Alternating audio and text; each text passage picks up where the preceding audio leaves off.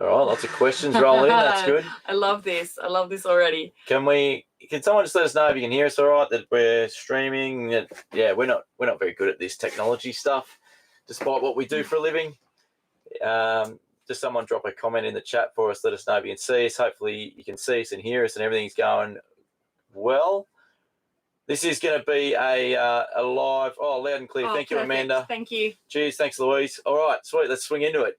So, yeah, this is going to be live Q&A for the final part of our off-grid travel series. So this year we teamed up with Everything Caravan Camping and did an 11-part, this being the 12th part off-grid series, covering everything from water, power, safety, security, internet, heating, cooling, budgeting, food provisioning, waste, and gear that we use to help us out off-grid. So jump in with all your questions and we'll do our best to get to everyone. So let's dive in. Do you want to start at the top and work our way down? There's already a heap of questions rolling in. I'm so excited. Thank you so much for joining us. We really appreciate having you guys here and we can't wait to hear what your questions are. Let's rip into it. So Pete's kicking things off. Pete was waiting and waiting nice and early. Thanks, Pete, and good to see you, mate. Glad to have you here with us, Pete Wilson.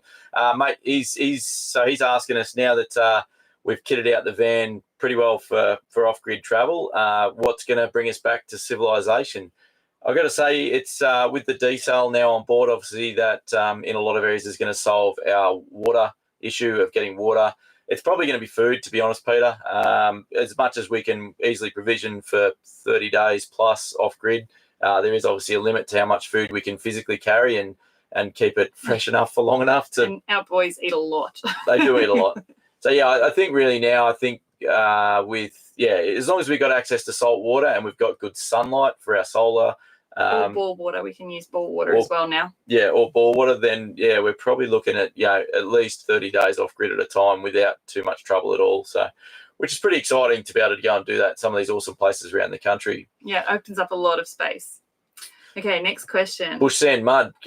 Lisa and Evan asking you if you use a hairdryer or if your battery system would allow you to use one. So I don't have a hairdryer, but our battery system would definitely allow us to use one. I've recently just purchased, because I was sick of my hair always looking flat, one of those like little silk bands that you put in and you wind it up like in the olden days.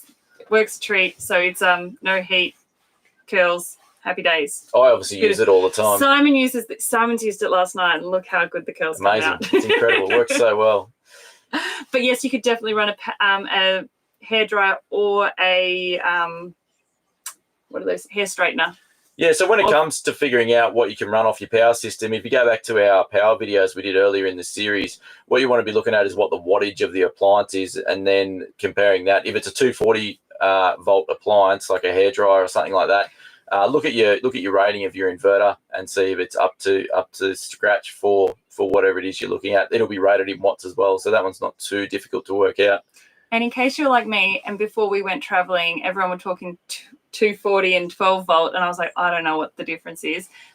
240 plugs into a PowerPoint, and 12 volt is like USB, anything like that. So if it plugs into a household PowerPoint, it uses 240, and you'll need an inverter to run it. And then your inverter will have a wattage rating, and then whatever appliance you're plugging into it will have a wattage rating.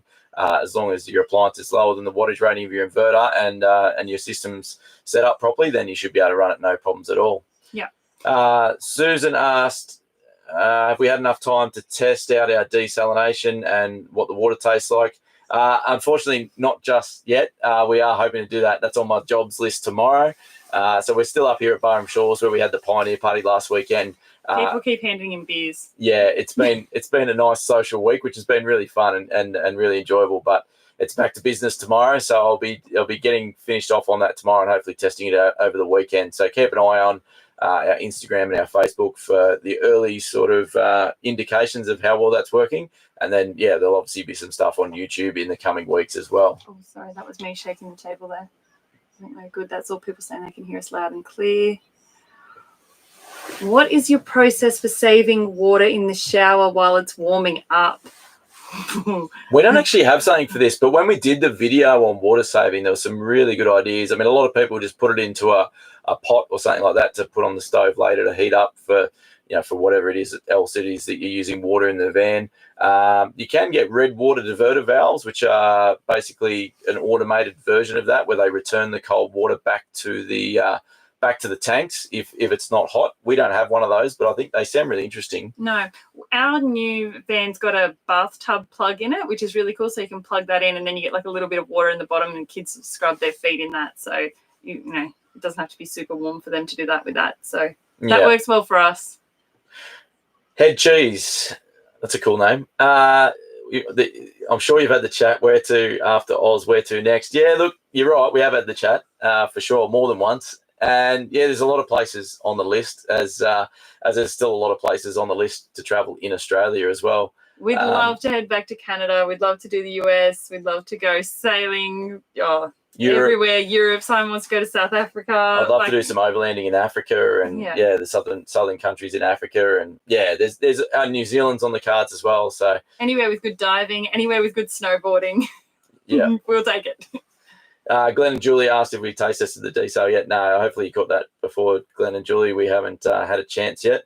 Rob McD, when are we going to start seeing the 79 build bits? Mate, no 79 build, it'll be the 76 build. So it's all right. I'll forgive you. A lot of people having that. Or have you seen the lot and getting to sell it for a 300? 300 what, mate? No, just kidding. No, there'll be no selling it. So it's so much fun to drive. I love it. Really enjoying it. For those that don't know, a 79 series is a ute, so a dual cab or a single ute. The 76 is the wagon, and the 78 is the troop carrier. So ours is the wagon, which makes it a 76 series. There's a lot of people who aren't quite sure why it is that we call it 76. Well, that's why. Yeah. Mate, great question. Thanks for giving us the opportunity for a shameless plug.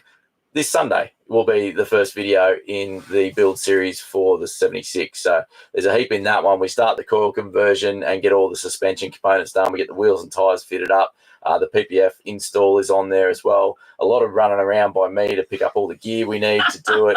A lot of the logistics, mate, it was chaos. But we got there. So that'll be coming up this Sunday, and then over the next couple of weeks will be the rest of those videos on that. Yeah. All right, Gail Bentley, what is one thing in the van that we'd change already, and what have you added or wish you did add? Yeah, that's a really good question. We've added the shoes and booze box. Yep. At the bottom. I really like that. The dishwasher, for anyone who wants to know how's it going, it is amazing. Yeah. Like, amazing. It is a cupboard for the dirty dishes during the day. It just declutters the van. And bonus, it washes the dishes as well. And we haven't broken it yet. It's still going strong. It does a really good job. Actually, I reckon it does a better job of washing the dishes than we thought. It does a better job than I would. To be honest, at the moment, we're in this van about 6 months. There's not a lot I would change. If I was ordering another one tomorrow, I think it's the right size for us. It's the right layout. It's all the accessories we wanted. I guess we learned a lot from the first van. I'm sure there'll be more ideas and things to come, but for now, it really suits us in the way we want to travel. We really like it. Yeah, I was going to say, if we could add a couch, we'd add a couch, but that's about it. But we'd be running out of room and weight. It would depend on weight. We got a lot of ideas if we went to a bigger van, but that has other implications, obviously. So, we'll wait and see. Dan T agrees with Rob. He must agree that the 76 is a brilliant vehicle. I think that's what he's agreeing with. I think they're all thinking, yes, great choice. Have we considered catching rainwater off the awning? David asked. No, to be honest. It doesn't rain often enough to make it worth it for us, I don't think. When you travel and follow the seasons, we don't. I mean, our first 12 months, we barely had a rain day. You tend to get a few rain days in a row or a patch of rainy weather and then not a lot for a long time. I can't even remember the last time. Well, Rollston, when you guys saw us get stuck out there, was the last time. But honestly, when you got wet weather like that, collecting rainwater, it'd be cool to be able to do it. I've seen people do it. They catch it off the awning and stuff. There's some pretty simple systems getting around. Yeah, and you could get a decent amount of water if you get a decent amount of rainfall, obviously. But no, it's not really something we consider just because it's too inconsistent. It's a good opportunity. Like if you want to be opportunistic, it's a good way to get water, but it's just not something that's you're able to rely upon. And then you got to have the awning out, have it clean enough, and be ready to go to collect it when the rain does come. So, yeah. Rob McD, yeah, that's right, mate. 76. Yeah. Ryan Turner, composting toilet. Paper in the composter. So read it out loud so people can hear. Sorry, I'm just reading. So the question is about what do we do with the paper going into the composting toilet? Do we put it in the compost or do we put it in a separate bin? So in the compost, mate. I'm not about separate, mate. If we had to separate toilet paper, it would be a no-go for me. That's just, there's limits. I mean, you can, and we know people that do separate it, and what that will do is it will extend the period of time between having to empty it. But something that does help is single tickets. So rip your paper up into single tickets, just so that it doesn't end up in big clumps. In clumps. It allows it to spread out more, and then turn it regularly and use the spray. Use the spray. So use the spray so that the toilet paper is damp, and then it doesn't it doesn't dry out the mix. And we've been using toilet paper in it since day one, and I wouldn't do it any other way. It's not that inconvenient, to be honest. You just got to empty it, like I said, a little bit more frequently. Next question. Russell, how's the diesel heater going compared to the gas? Much of a muchness, to be honest, as a heater. We haven't used it a whole lot. We did in the first few months that we had the van. We find them both to be really effective. I think if you don't have gas like us, diesel's obviously the way to go, but it's nice having one source of fuel and you don't need to find gas heaters is one thing I would say. And you don't find gas refills, you mean? Gas refills, sorry. And the other thing I would say is we don't use it as much because the things we used to heat water for were the shower and the dishes. Now the dishwasher obviously runs off the 240, so it's really only for showers that we're using it. So we use we don't need to fill it that often. Yeah, they're both pretty efficient though, the diesel and the gas heaters. If you're running them a lot, both of them will use a lot of fuel. I don't notice a significant difference between them. I think it's just whatever's more convenient for you and your setup. Peter Wilson said, he thought food would be the one that would bring us back to civilization. I can't see anything else. There. It'd be either food or weather, really. If we got bad weather, that'd make us leave. But will your van be fat with all the extra load salt water? Or are you only collecting in the water bag in the 4 week? Exactly, Jason. So Jason asked about carrying, the extra load of carrying salt water and stuff. We won't be transporting salt water in the van. If we can get the van to the salt water, we'll convert it to fresh while we're there and just fill up the tanks. The only time we'll be transporting salt water or seawater is when we're taking it back to the van with the car. So what we've got is a 100-litre bladder that will go in the back of the 76. We'll take that with the 76 to the ocean or to the water source, fill it up, and then transport it back to the caravan because it's much easier to get the car to the water than it is to get the caravan to the water. That's right. Life's Too Short's asking if the east-west bed is still a good thing. Love it. For us, Love it. It gives us so much more living space in the family layout in a much shorter van. And the north-south, we found that the walkways either side is about a square metre of space that we use for 30 seconds of a day to get dressed. So it wasn't really a good ratio of use to space. So I guess you would say, how would you say that?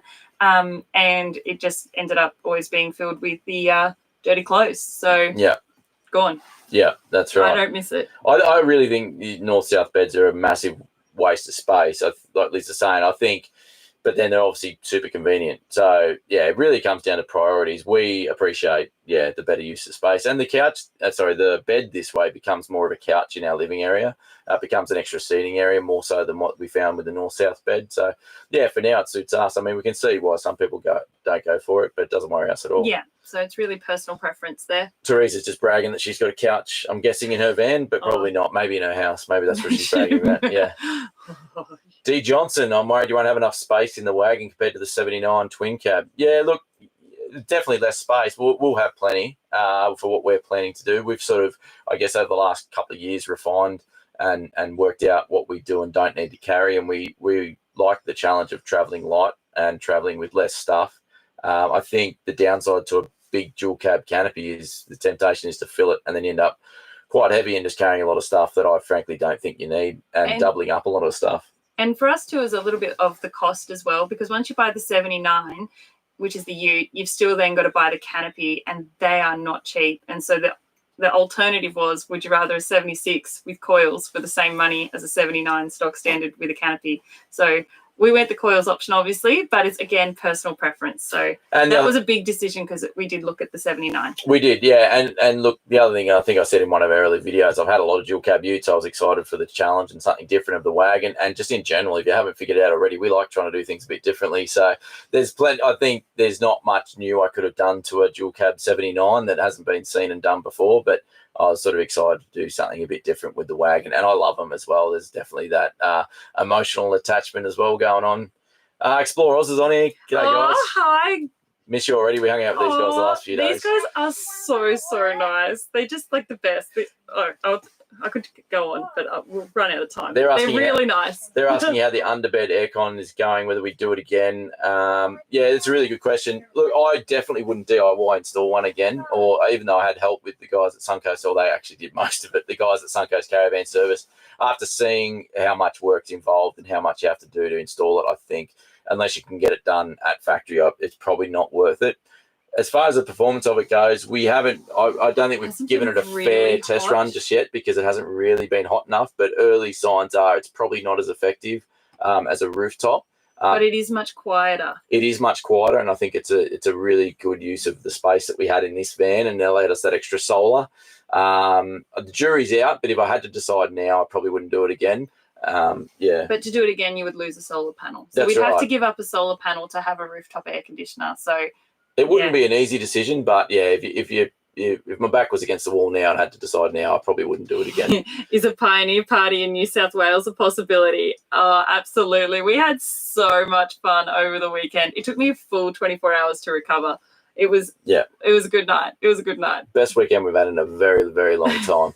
And John's also good to see you, John. He's asking as well if there's one going to be in Vic. There might have to be one in every state. Yeah, look, we'd love to. If anyone knows of anywhere in their local area or anywhere that there's a suitable campground that is a private campground that we can book out to host another pioneer party, let us know. Keep in touch. It won't be anytime soon. We've got to recover from this one, but yeah, that will be the biggest challenge for us moving forward for these events is finding suitable locations with hosts that are willing to accommodate us. So yeah, keep us in the loop. If you know of something, send us a DM or an email or something. Grab Life by the Ghoulies on here too. G'day guys, good to see you. Happy birthday to Amanda Flood. There you go. Oh, happy birthday, Amanda. Happy birthday, Amanda. I hope I pronounced your last name right. I'm hopeless with names. Flood. Yeah. It's definitely Flood. You've got that. Jason Riddell, what are we expecting? The 79? I'm guessing you're talking about the 76, Jason. And the van's coming at kitted out weight-wise. Look, the van's pretty much going to be 3.5 tonne by the time we load it up with water and food and everything to really head remote like we're looking forward to doing again in the near future. The van's going to be pretty much 3.5 tonne. The car, I'm not too sure on yet. The car's pretty light, so they're just under 2.3 tonne tear weight. We've obviously added a bit to that with everything we've done to it, but I think there's going to be plenty of draw system in, plenty of payload there. We can be 7.4 tonne GCM now, and I think I'm hoping to be at least half a tonne under that. So if we can stay under 7 tonne, I'll be pretty happy. With the Ranger, we were about 6.5 tonne.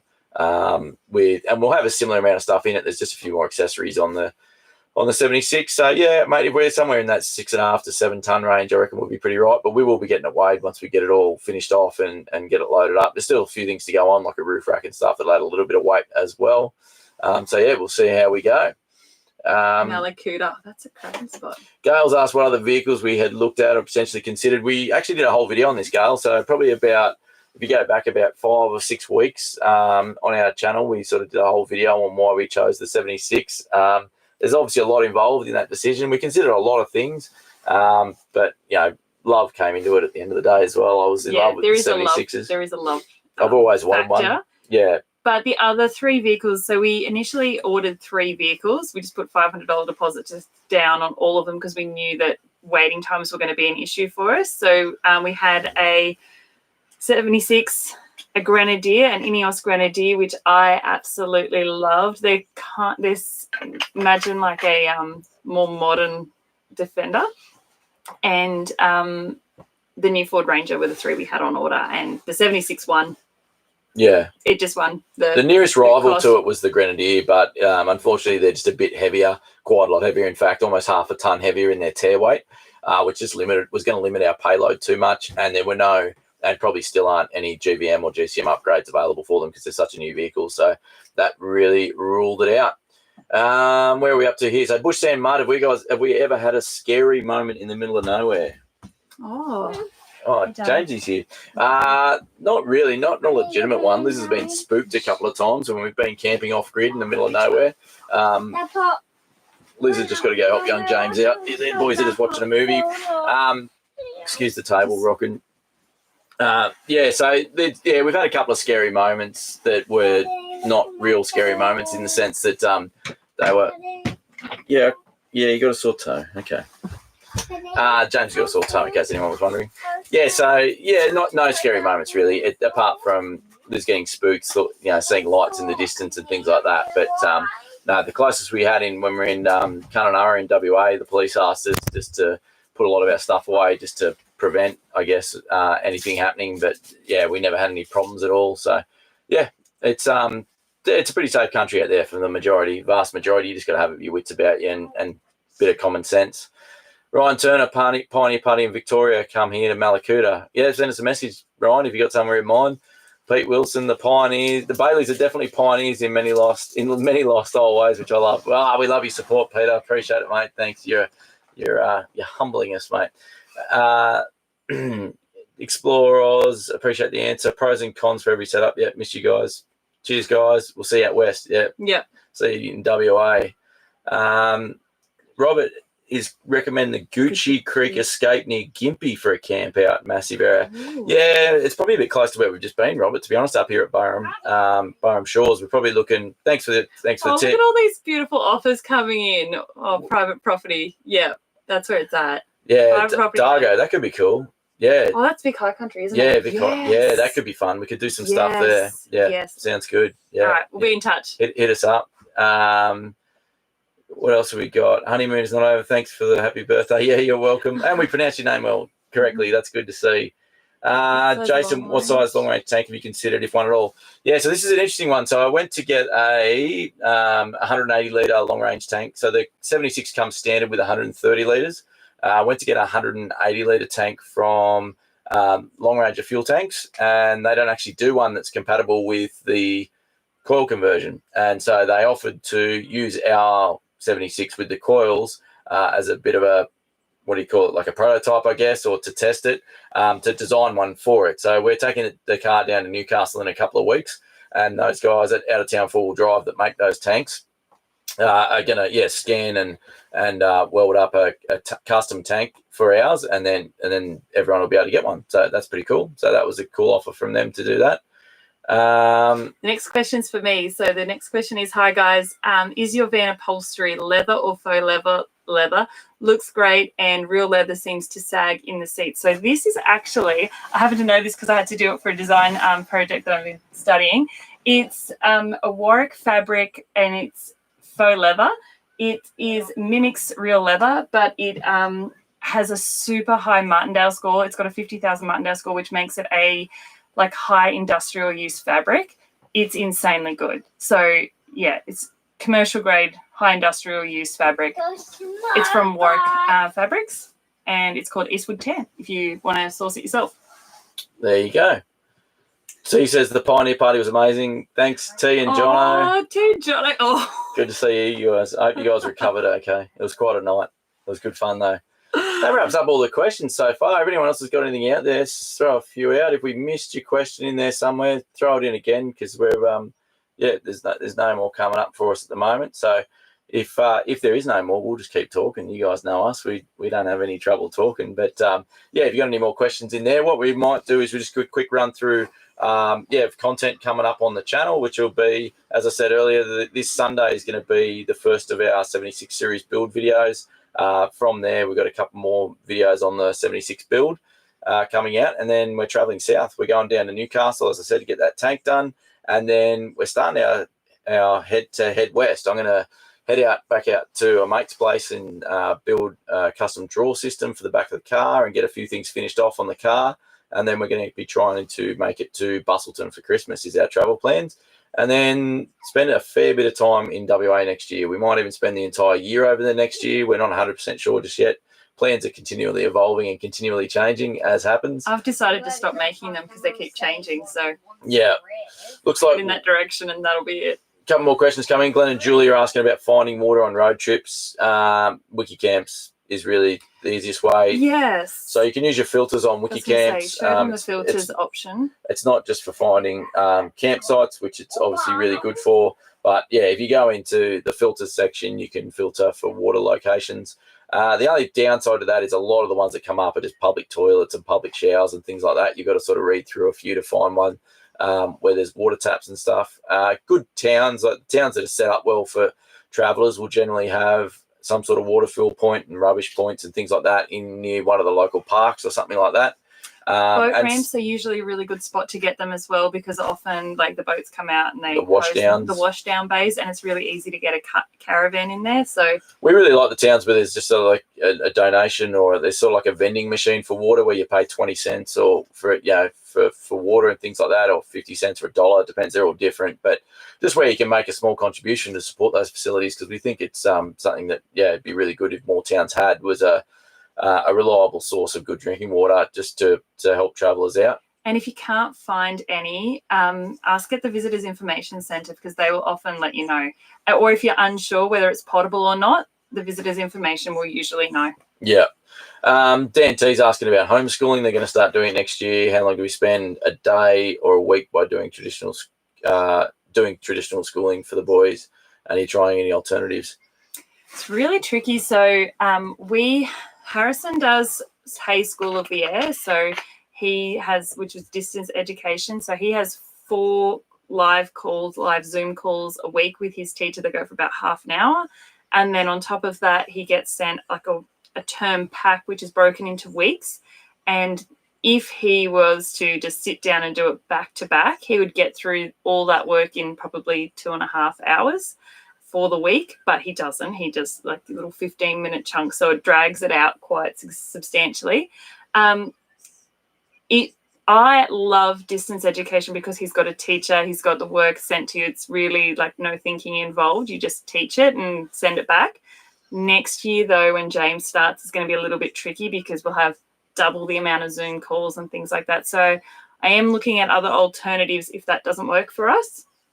Homeschooling is one of them, and I'd be looking at doing it in either WA or Victoria, because it's my understanding based on the community chats that they're the most relaxed and easiest to get through with travelling. Yeah, I think the short answer is they don't spend a lot of hours a week doing the official set schooling part. Then there obviously is a lot of time when they're doing unofficial schooling, where they're writing stories or doing drawings of places we've been and visited, reading signs as we go on walks, obviously hikes and things like that. They're learning a lot by reading the signs. So there's a lot of just incidental or just unofficial schooling, but the actual official bit doesn't take up a heap of your time. And it's just natural stuff you're doing with your kids anyway, reading them stories of a night time and things like that. So yeah, it certainly doesn't take a lot out of your travel or anything like that. And it's certainly less than sending them to school. Yeah. Phil Nelson's just asked how our power system's going and the external access behind the fridge is working as well as we thought. Yeah, it's great, mate. It's completely dust free. We still have no dust in there, which was my biggest concern with it when we first looked at that system. It's really good having all the charging gear tucked away out of the way out there. Our charging capability from solar is incredibly good. I love it that we can recoup the power, because we're pretty power conscious. Not power conscious. We're pretty power hungry in our van these days, particularly with the dishwasher. It uses quite a lot of power, so being able to get it back really quickly is vital. So yeah, obviously a lot of solar up there, but having the charging system that gets it into the batteries nice and quickly, we can get up to 130 amps an hour while we're driving, or up to 80 amps an hour while we're sitting at camp. So yeah, it makes a big difference. If you've got a big battery system, you need to have that charging capability to be able to get it back. Otherwise, yeah, it's pointless having it in the first place. Teresa Parker is asking, where did we put the dirty dishes before the dishwasher so they weren't on the bench? In the bin. No, just kidding.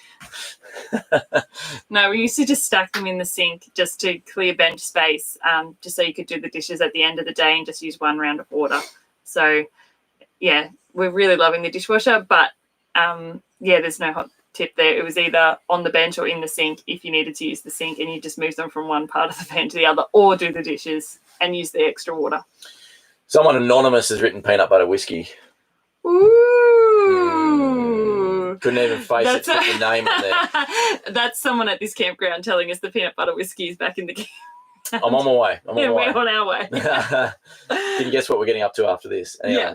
Happy with him. Actually, one of us has already had a bit of fit to drink. Can you tell which one it is? Put your guesses in. Abby Williams is asking between gas and diesel heater. We did touch on this before. Look, they both work extremely well. Something I didn't think of when we were talking about it before is we do just love the idea in general of having no gas in the van, just for safety, but just simplicity, like Liz said, of getting access to gas refills and things like that in remote areas. So the diesel's easy. We're getting diesel all the time anyway. It's no extra effort just to top up the diesel tank for the gas, for the diesel, not the gas, for the diesel heater while we're there. Yeah, but if you eliminate gas, you generally have to compensate with a higher power system. It's more expensive. Which then is more expensive. So if you're looking at it on a cost basis, it's probably not worth it. But if you're looking at it on a convenience basis or lifestyle basis, then we like it. It suits us. Jason's asking us a budgeting question about travel costs and how high our budget's going to be with the V8 and the van per week. Mate, we're terrible at this. Honestly, we don't really keep that close an eye on things to really give you an idea. We could. You would. The app would tell you. No, diesel only, but not our total travel costs. Yeah, sorry. Yeah, I haven't really driven the V8 Cruiser enough to get a good idea of how much fuel it's going to use and how much it's going to be. It's just cost of entry for us, cost of doing business. We spend about, the last couple of years we've spent about 10 grand a year on fuel on average. Yeah. This year will probably be a little bit more. Fuel's a bit dearer, and obviously with the V8 Cruiser's going to use a bit more. But yeah, it's about 10 grand a year, so it might be 11 grand this year. I don't know. But our total cost, I don't know. Yeah, our total travel cost, don't know, mate. We don't really keep that close an eye on it on a week-to-week basis or anything like that. And I often say to people, it really varies depending on most people wouldn't know how much they spend per week in a house to the dollar or even close to it, and it varies. How much you spend varies a lot compared to your neighbour and things like that. We hear the numbers of like $1,000 a week thrown around a bit. Some people work it out a few different ways. I think depending on how many people are in your it really depends. Family, and I think you could probably do it for that. And it depends how much stuff you want to do. Whether you want to do tours and trips, and I think the best sort of gauge of how much it's going to cost you is to look at your own finances for the last 12 months and work out how much do you spend on food, because that's not going to change. How much do you spend on clothes? How much do you spend on incidentals? And then work it out from there, if that makes sense, because those are the things that are your lifestyle based. So, yeah, like we said before, asking someone how much it costs to travel Australia is really a pointless question, because how much does it cost you to live in a house? Yeah. Everyone's answer here would be so different. Yeah, Gail's just saying she homeschools her 3 kids and it's not as scary as they make out. Yeah, totally agree. It's not too bad at all. Tony's asking if the underbed aircon's very loud. No, it's really quiet. It's a lot quieter than a rooftop. It's definitely one of its biggest advantages. And on that, before actually, when Explorer was asked this question, something else I forgot to mention there is, I think for the Truma Aventa that we installed, our caravan is at or just over the maximum size that they recommend for that unit. So volume-wise, the airspace that it's trying to cool. So if you had a smaller van or a hybrid or a pop top or something like that, it would probably be a lot more effective. I think its limitation for us is we're really pushing the limits of what it's capable of doing. How's the cowfish going? Yeah, I love it, Russell. It's really good. It's just on all the time. We've got a great Wi-Fi network. The range of the Wi-Fi network is really, really good. It's just set and forget. We just don't even really think about it. I mean, we've been on the East Coast now for the last few months, and we paused our Starlink months ago and haven't turned it back on because we just haven't needed it. The internet's been really good just from that. So we probably won't fire the Starlink up again until we're heading back west and going a bit more remote. So yeah, I think I said in that video a few weeks back, as if we could just get them on the same plan, Starlink and Telstra, so that we weren't paying for 2 plans, it would be ideal. But the ability to pause Starlink like we have lately just helps to reduce that cost massively. So yeah, I really think it's a good thing. I wouldn't want to be relying 100% on Starlink, put it that way. Screwball is a nice pen-up at a whiskey. Oh, we're going to have a pen-up at a whiskey chat now. The one we're drinking is Sheepdog. Sheepdog one is good. It's quite good. Phil's saying the new Vision will have that set up. Yeah, I don't know what their setup is, Phil. I haven't seen visions for the power system, external access to the power system. But, yeah, I mean, as long as it's done well, I'm sure I'm sure it'll be effective. Explorers is saying, yeah, it's got to be a sheepdog, for sure. Someone else is saying they really enjoy our videos in New Zealand. I love getting. I love that. I love getting the comments from New Zealand. I definitely, as I said earlier in this live, we're definitely keen to get over to New Zealand at some point and do some travel over there. We went over there years ago, pre-kids, probably 10 years ago now, and just hired a little camper van and travelled around for a couple of weeks on the North Island and had a ball, and always said from then we'd go back, and definitely keen to go back. Oh, Leah and Luke, I can't wait to tell you about our clothesline setup. Are you ready for this? It's really high tech. It's expensive. Get your wallets ready. Yeah. It's a Dyneema rope. Or not even Dyneema. It's a $4 bloody roll of twine from Bunnings that I rig up and tie along between trees or the awning. So put the awning out and then you wrap it around, so you've got 2 lines, and then I peg the undies and light things to the awning flap, the bit that rolls over the roll. Like if this is the roll and that's the... You got to remember, peg it there. We did our first 2 years without a washing machine in the van, so we're still a bit new to this whole hanging your washing out around the van. But we generally just rig up a really simple, basic rope. It's nothing too high tech, or between the car and the caravan sometimes. Yeah, we don't get too fancy with it. Yeah. It's a rope. Yeah, it's very much a rope. Abby's saying, great to know you can pause Starlink. Yeah, as long as you've got I think it's called Roam or whatever it is, the traveling package. It's a little bit more expensive per month, but you can pause it. You do have to pay for a full month, so you can't pause it, unpause it, only pay for a week, for example. You pay for the full month, but in month blocks you can pause it. How much 12 volt does the cowfish pull? Yeah, I don't really know, Robert. Not very much. I haven't isolated it on our power system to be able to see it on its own, how much power the cowfish draws, but it's really not a lot. I mean, if you were trying to save power, you can just turn it off overnight and things like that if you wanted to. But with our power system, it's negligible. It wouldn't be more than an amp or 2 an hour, I wouldn't think, from looking at what our sort of residual current draw is. The next question is about the holes from the mirrors. So on our 76, thanks, Teresa. So on our 76, where we put the towing mirrors on, they go over a Toyota Land Cruiser badge that's on the door. And for some great reason, Toyota decided to drill holes in the door to mount those badges. So we've got these annoying holes there. And Teresa's saying that we could use bumper plugs painted the same colour. That's definitely one of the options we're looking at. We're playing with a few different ideas. We're going to get a few things made up, but plugs painted the same colour, and a few other things, and just sort of put them on temporarily and have stand back and have a look. And Simon hates the towing mirrors over that badge. He just hates it. So. Yeah, it looks horrible. But I can see why everyone does it, because otherwise you have holes in the side of your car. Yeah, so exactly. It is what it is. We can't believe that no one's got a solution for it yet. Bush Santa Marta heading around Aussie in 2 years' time, just in the ordering caravan and tow vehicle stage, the not fun expensive stage. No, it's really fun. And you must have van tips. Make sure you got your weights figured out. If you've already got your tow vehicle, make sure you got your weights figured out before you go shopping for a van, and don't get talked into something that isn't suitable for you. Make sure you got a good understanding of the type of trip you want to do and where you want to stay and things like that. Don't go... And how long you want to go stay in those places for. Yeah, don't go specking a massive off-grid system if that's not your style and you're not going to spend ages in off-grid campsites and things like that, or vice versa. If you are planning to do a lot of that, make sure you spec it from the beginning. It's generally a lot cheaper to get it done at the stage of manufacture, as long as your manufacturer is up to scratch. Make sure you have a good chat with whoever's going to build your van or wherever you're buying your van from about exactly what you want to do, and if they're not 100% on board or don't seem like they have a good understanding of what it is you want to do with the van and how it's all going to work. If you feel like you know more than them, which has been a case for us on more than once, probably walk away. Either find another dealer for that same manufacturer, or maybe that manufacturer is not for you, but you shouldn't be educating the manufacturer. It should be a the other way around. Manufacturer who will remain nameless tried to convince us that lithium batteries were a waste of money and that we should get a generator. And we were like, no.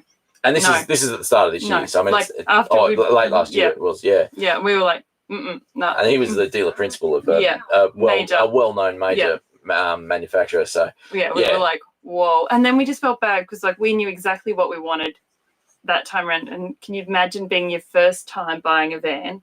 Yeah. And the other thing we would say is there's a lot of brands that are manufactured by another brand. So do your research, white labeling, and buy from the person who actually has the factory that makes the van. Yeah. So if you look at in every caravan that's sold in Australia has to have a compliance plate. On that compliance plate has to be the name of whoever manufactured that caravan. And you may be surprised to find a lot of well-known brands aren't manufactured by that brand. They just white labeled, or they buy them or have a deal with a manufacturer somewhere else to build those vans for them.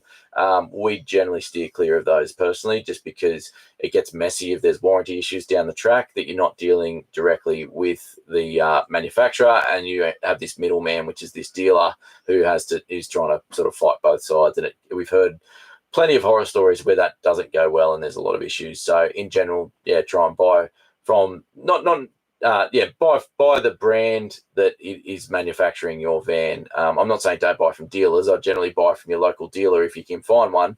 But just don't buy a white label caravan, in my opinion. And buy them at a show, because they discount them like to no end at a show. Yeah, and push them hard at the shows. Yeah. They generally got quotas they're trying to meet at the shows, and they'll do you a good deal. And just more generally, when you're going to buy, I might share this because I think it's really good information for everyone, which is just less is more. Don't try and get away with as small as you can, as light as you can, as less gear as you can. Have a really good think about what you're actually going to use, which can be a little bit difficult if you're new to it, but don't get caught up in having absolutely everything. Just get the basics right, get the right size and layout that's going to suit you, but you don't need as much as what you think. I mean, we downsized to this van, is a foot shorter than our old one, and it's still plenty of room for us. So Russell said, Liz, go see ADU this weekend and look at their clothesline. I think they've got one of those like stretchy ones, those no peg things. Yeah. I think I've seen their videos. Yeah, they do look good. Oh, Jono's idea was the plugs. Okay, thanks, T. Excellent tips, good advice. Jason is asking about single axles, pros and cons. I like the stability I've always been keen on the stability of twin axle caravans in general. Single axles are great. The pros of a single axle, they're more maneuverable. They're generally lighter tear weight, but they also generally have more limited payload. Just because there's only so much they can cut weight out of the actual van. So make sure your payload's going to be adequate for what you want to be able to do. Stability is not as good as a dual axle. I like a dual axle for the stability. But with all that said, I've never towed a big single axle caravan. I've towed lots of single axle trailers, but just in theory, I like the idea of a dual axle for if you have a tyre blowout and things like that. And just for off-road and stuff that we do, it just, when the caravan tyres go through a pothole or something like that, or a hole, the whole caravan doesn't fall into the hole, because obviously each axle takes some of that load as you go through that obstacle. So I find tandem axles just tend to tow a bit better through the rough stuff. But that being said, if you can get away with a smaller single axle and be small, nimble, and light, there's some big pros there as well. So it's not a black and white one. You missed Greg's question. Did I? Yeah. He said, missed out on the cowfish thing, was wondering if a comparison to that and Starlink, obviously the difference between cowfish and Starlink, obviously there's a $1 difference, but would you say, is it worth it? Look, I think I said it in a previous video, but both is ideal. It's just expensive. Where one shines, the other one will be limited, and vice versa. So your 4G, 5G, obviously, the closer to civilization you are, where there's towers, the better it's going to perform. It's generally more stable and more reliable than Starlink. But Starlink, as you go more and more remote, where your 4 and 5G is going to be less reliable and just less places you can get a connection, that's where your Starlink really shines. So again, it's going to depend on where you're traveling and what type of trip you're going to do. We did 2 years traveling without Starlink and managed just fine. And we run our business from the road. We run a YouTube channel from the road. So it's going to depend on what your need for internet is. If it's just for entertainment and keeping in touch with people, Starlink's a pretty big investment to keep it running. I think what is it? It's like 130 a month. It's about 175 a month to keep it going. So, and plus whatever the special is at the time for the equipment you got to buy. But I think most people we see that are running Starlink are working on the road, and that's why they have it. They're either running their own business like us, or they're working remotely, or something like that requires them to have good, stable connection. And what it means kids at school, at school, and what it means for those of us that do that is that we can stay in places and stay there longer than we might otherwise have. We might otherwise have to leave to go and get internet when we need it. yeah, it's again, it's not an easy one, and I think for most people you could get away with a decent 4 or 5G solution like the Cowfish, but yeah, it's yeah, you got to sort of make up your own mind. But the Starlink isn't the be all end all that some people make it out to be. It definitely still has its limitations. Yeah.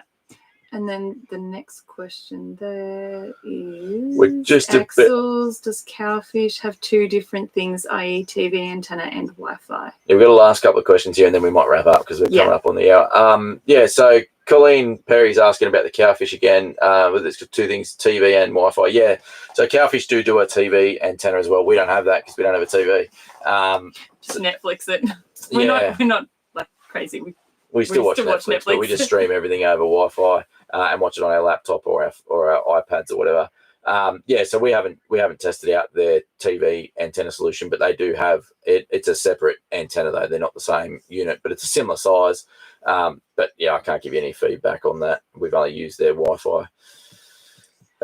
Late to the party, having a beer with us both this weekend. Oh, Aaron and Catherine, we will see you this weekend for drinks for sure. See you here. And then next question is about these blinds. Does titanium come with folded blinds standard, or is there an option for a flat? There is an option for a flat.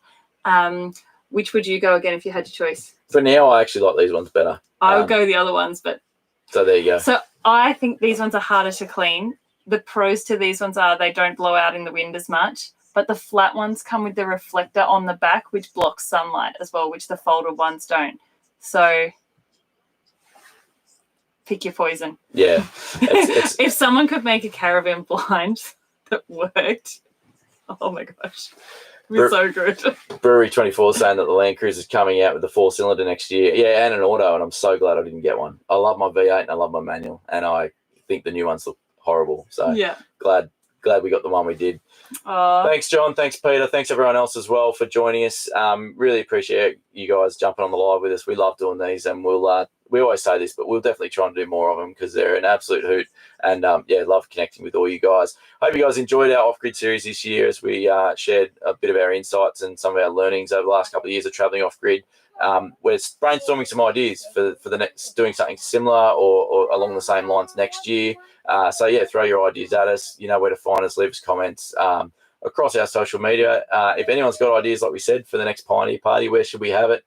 Let us know. Looking for private property where we can book out a campsite or something similar to just have a closed event like we did for the one last weekend up here at Barham Shores, which was a raging success. So we're looking forward to doing another one sometime in the future, but we do need to recover from that one first. Coming up on the channel is going to be all that 76 content of the build, and then we are getting back on the road and we are going remote and we are going to go and use it for what it's built for, get this caravan onto the dirt, and looking forward to all that. We'll see you on Sunday. See you this Sunday. See you on Sunday. Cheers, guys. Thanks for joining us. Bye. See ya. Peanut butter whiskey time. Yep.